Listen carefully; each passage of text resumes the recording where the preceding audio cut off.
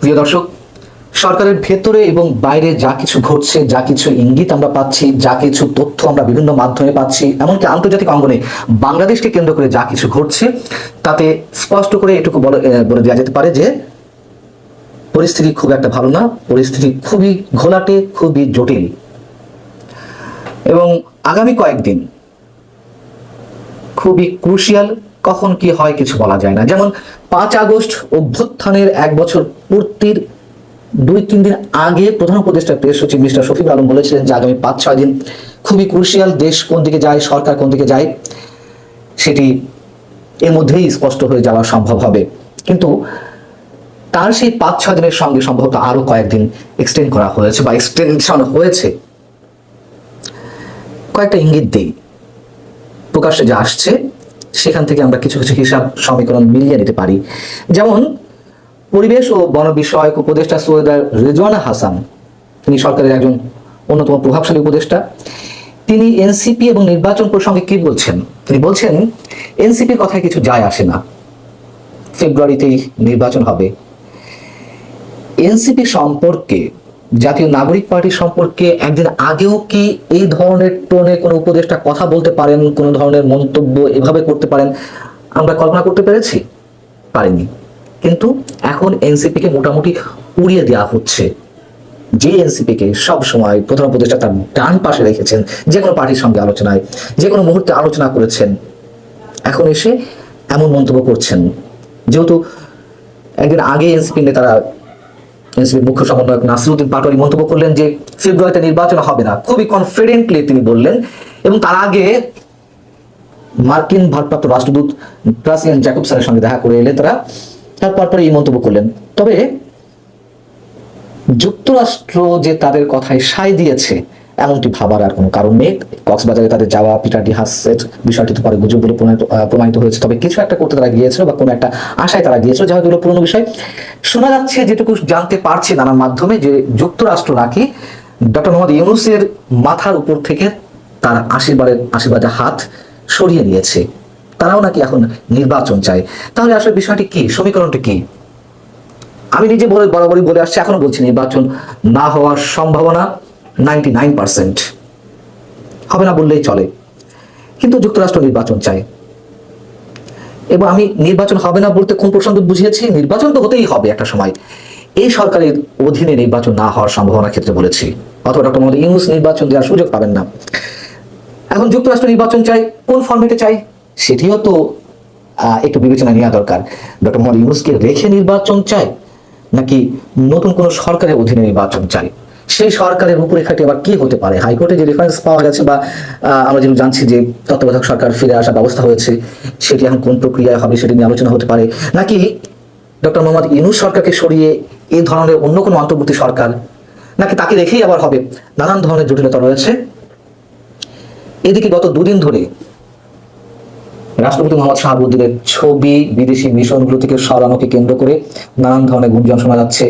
এই বিষয়ে আমি যতটুকু জানি, যতটুকু আমার পার্সোনাল জায়গা থেকে ইনফরমেশন পাওয়ার, সেক্ষেত্রে আমি এর আগের কন্টেন্ট আপনাদের আদ্যপন্ত জানিয়েছি যে কোন পর্যায়ে, কোন পরিস্থিতিতে ছবিগুলো নামাতে বলা হয়েছে বা সরানো হচ্ছে।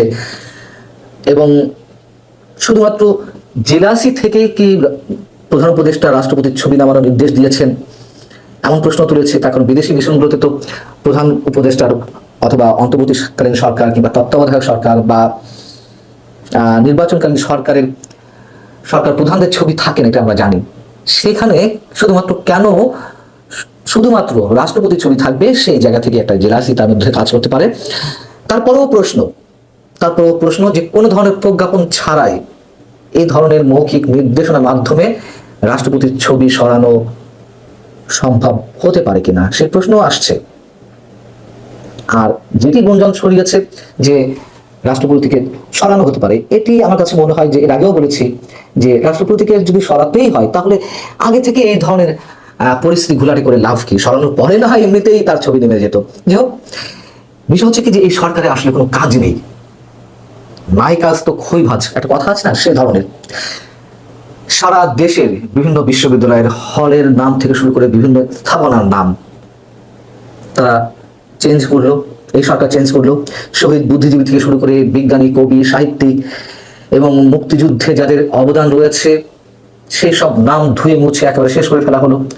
বিশেষ করে মুক্তিযুদ্ধে যাদের অবদান রয়েছে এবং যারা হিন্দু ধর্মের ব্যক্তি,